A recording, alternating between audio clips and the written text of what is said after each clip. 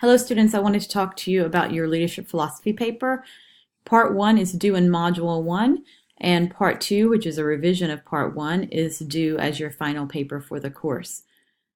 In Part 1, basically what I really want you to think about is to give me on paper at the very beginning of the semester your thoughts about leadership. What do you believe? What type of leader are you? What type of leader do you like to work for? You can approach this in any way you wish around those big ideas of a philosophy of leadership. Think about the days when you may have had to write a philosophy of teaching, or when you may have had to write a document that explains the work you do or how you work best or something along those lines, that really focus on leadership at this point. This first initial paper should be about 3 to 5 pages, double spaced, written from first person perspective is fine, so you can say I, but it is written for a professional audience. It should be APA format as expected for all of your assignments. And really, truly, you can organize this any way you wish.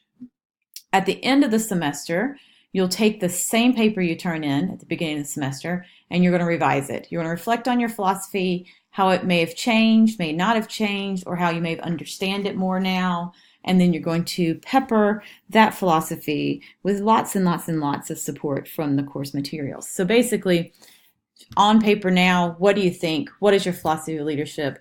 And then after we talk about the different approaches to leadership, the different styles of leadership, the different ways that other people have approached leadership along the way, get a sense for solidifying your ideas about your own philosophy of leadership, and then peppering, like I said, those course materials into that final paper.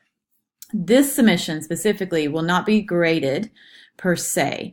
All of you should receive the full 25 points, assuming you complete the assignment. So if you don't, you won't get the 25 points.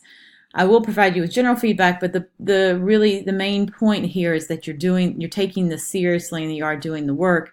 But I'm not looking to grade based on the content you provide. I really want it to be a true reflection.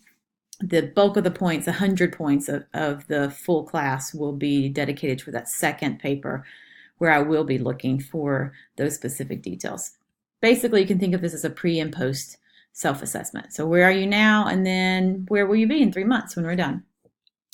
This should be your leadership philosophy, not someone else's. You don't have to cite additional sources in this. However, if you have taken StrengthsFinder and you want to talk about that, or if you truly believe you are a servant leader and you want to explain that, and you've read a lot about servant leadership, and you do want to cite sources, then by all means feel free to do so. But you don't have to.